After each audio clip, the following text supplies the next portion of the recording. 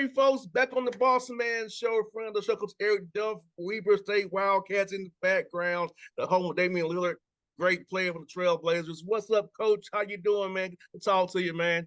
Yeah, hey, it's good. Hey, thanks for having me. Yeah, we're doing good here. We just had Damian back on campus last weekend. As a matter of fact, we have our alumni event every other year that he sponsors and hosts, and so it was good to see him. A lot of our former players were back, and we had a good weekend. Coach, how cool is it to have a guy like him who still comes back to campus and gives back and be able to be around him and knowing who he was as a player there growing up and seeing him with you guys around, man. So I was just seeing his growth and development over the years, man, seeing how kind of person he is and he still gives back to you guys. Still is all about Weber State. Yeah, he's a very loyal guy. He's the same guy today as he was back then when he was trying to make it, and he's just very appreciative of those people that have helped him along the way, and whatever small part we were able to do to help him and reach his goals. But he's just a guy that has a tight circle of friends. He's always been like that. Weber State's in that circle, and he loves the people here. They love him. It's just been a great relationship. It was cool to talk to him when he played the Hawks here. I told him I had you on the show. He was happy to see that. He was just so laid back, a star player. Talking to him, sitting on the bench doing free games, talking to him. He was like, he didn't care. He was cool to talk to me about you, what you all are doing there, and it was just so cool to talk to him just off the record sitting on the bench doing warm ups, just chatting about you and what you're doing out there, man. Well, yeah, I think, Damian has a lot of passion for Weber State. He watches most of our games. He has feedback for us, and he spoke to our team when he was back here, and he's just a guy that's very approachable. Sometimes you forget he's one of the world's best basketball players. He's an international superstar, and yet he's just so approachable, so personal, and so he's one of a kind, really. And watching him, coach, he signed every kid's autograph. Yeah. The security was like letting him do it, and he in his it's a road arena, but he's giving all the kids doing something with the kids. So I'm like, not too many stars do that.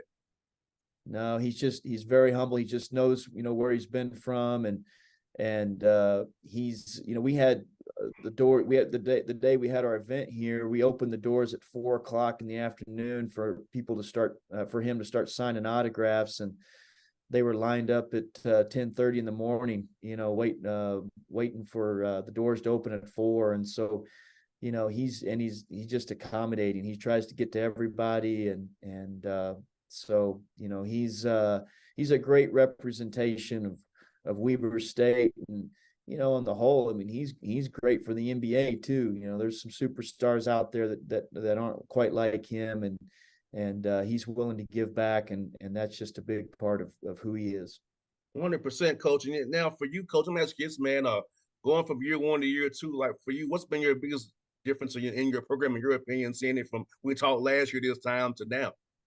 Well, we've always had continuity here. I was the assistant for 16 years and then got the job last year, but we did have to start over. We had to sign 7 players last spring, and so we had a bunch of new faces in here. And I think the biggest difference now is just the continuity. We've got all 5 starters back. We were able to keep Dylan Jones here, and he was invited to the NBA draft combine and played very well. And his projection was late second round to possibly undrafted, but he's a guy that could have gotten into that second round and decided to come back and for his 4th year, and wants to do some special things, wants to improve his game, but wants to win championships. And so I think the biggest thing right now is just the continuity that we have in our program.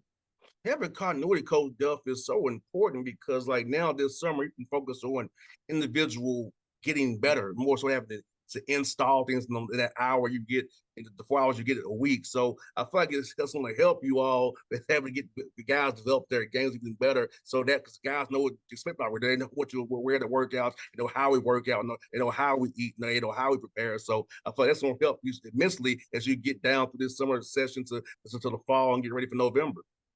Well, it's interesting you say those things because yesterday we had our first team meeting of the summer. We've got a few new guys here, and we've got a couple international guys with their national teams that won't be here till the fall. But those were our words exactly. You know, we can now focus on really our bodies, our fitness, our skill development, our shooting, and we'll put team concepts in. But we've kind of got a lot of that stuff in already, and so we're focusing on the aspect trying to get these guys better individually, and so it's interesting you said that, 'cause that's exactly what our meeting was about yesterday. Hey man, I'm a coach's son. You are, I can see that. I'm a coach's son, so I've heard of these things before. My father. I like it. Yes, yes, indeed. And coach, I'm asking you, man, like for your guys, man, talk about having a great strength coach is so important so your Yeah, team's up because a lot like July, you're on the road, yourself on the road. So the strength guy's kind of that point of contact, and he has to take care of some yeah. things, and his sons don't get you your coach's desk. He kind of be the mentor, the father figure, the counselor. So talk about how important that role is on a team and a staff. Yeah, it's extremely important. And at our level, a lot of times we have our own strength coach, and that's very unusual at our level and in our conference. And he travels with us everywhere. He's with us all the time, and it's just that time that he can put in to each and every guy, because we individualize it. We got guys that are fresh coming in as freshmen. They need different things than guys who've been here for 4 or 5 years. So yeah, it's extremely important. We're fortunate our administration stepped up and we're able to get a guy that's just exclusively with us. 100%. And also, coach, I must ask you this, man. Getting 12 wins in the tough Big Sky last Yeah. year. I know you want to go to the big dance, but that's still a great to get 12 wins in a tough conference like the Big Sky, where every night it's a dogfight, man. Well, we had so many new faces last year. We were not very good to start the season. We were 2-7 to start the season. We were really struggling. We were playing really, really poorly, and we just kind of found it. We made some personnel changes. We have a veteran group that we just kind of went with, and we played through Dylan Jones a lot, and our best player, and kind of found a way to play defensively. We were those first 9 games. I think we were 350th in KenPom in defensive efficiency, and then when the season ended, we were 102nd. So we really improved in those areas, and young group. And so we found a way, and we won some close games, so, but yeah, you're right. I mean, winning 12 games in conference is hard, no matter what conference you're in, and so it was a testament to our players, our staff. We just kind of found a way that we could play and be successful with.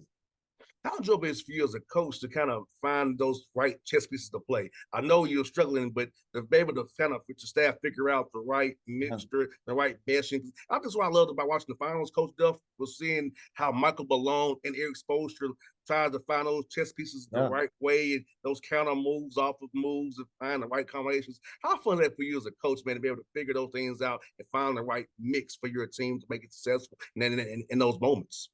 Yeah, I think it's not always the most talented player. Talent's a big part of this game. Obviously, you have to have good players, but you're just not you're not a collection of talent. You're trying to build a team, and that's what we tried to do here.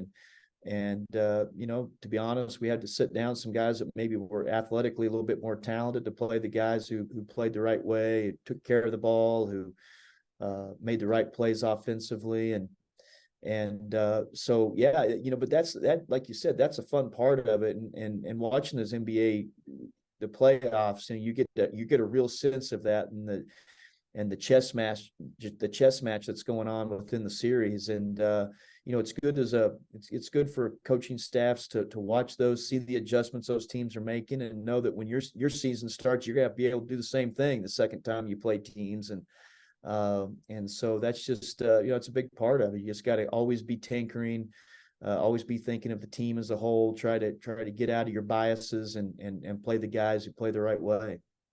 And I will venture to say this, Coach Duff, that I think that Tyler Hero not playing made Miami more complete. Like Yeah. you said, he's a talented guy, but having one less guy who cannot defend, they only have one guy out there who can't defend, made him kind of more better and more efficient. And, he's Yeah. talented as all get out, but Right. his absence made him more whole, in my opinion, more complete and more dangerous.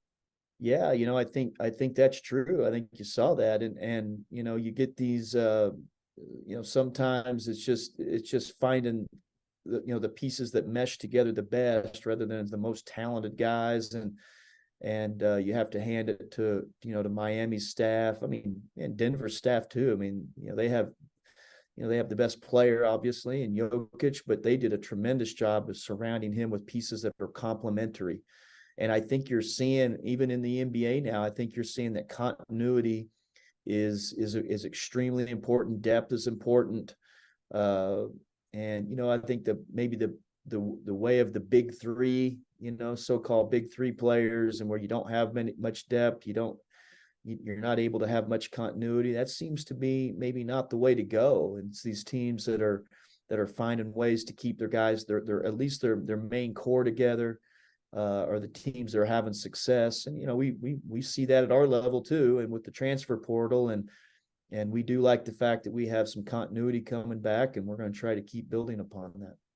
100% coach, and you believe it or not, coach, the Atlanta Hawks, we beat Miami in the play-in game, and they Yeah, was that's they were right. they were literally 3 minutes from going home against Chicago. So they That's won that right. late run, and then also we beat Denver twice last year without Trae Young both games. Somehow we beat Yeah. them twice without Trae Young. So Well, like it's we a, it's the it's a finals fine teams we line, beat them. right? I mean, it's a fine line between winning and losing, and as the Hawks fans see that, obviously with almost eliminating Miami before the thing gets started, and seeing Miami playing all the way to the championship is interesting. But again, I just think these programs, these teams that are well managed, that find the right pieces, that have that continuity, those are the teams that are going to have lasting success. And Coach Duff, for you, man, how much do you incorporate NBA stuff into what you do to teach your guys? 'Cause I know guys Yeah, want to play the NBA, of course. So how much do you sure. kind of incorporate it into what you all do offensively for sure? Defensively, we have the lane rules. We really can't really load up the way you all Yeah, in college. right. But how about those kinds of offense you really try to teach to your guys? Well, we do try to take some of those concepts for sure. I think that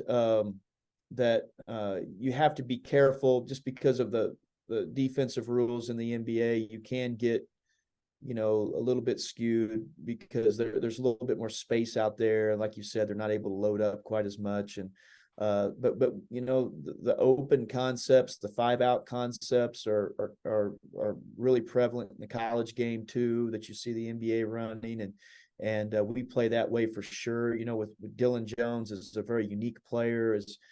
He's a four-man that's really like a point guard, and he's big and he's long and he's strong. He can really pass, and so we're constantly trying to find new ways to get him in situations that are difficult for the defense, and we put some NBA concepts in for him, especially later in the season. We thought were effective for us.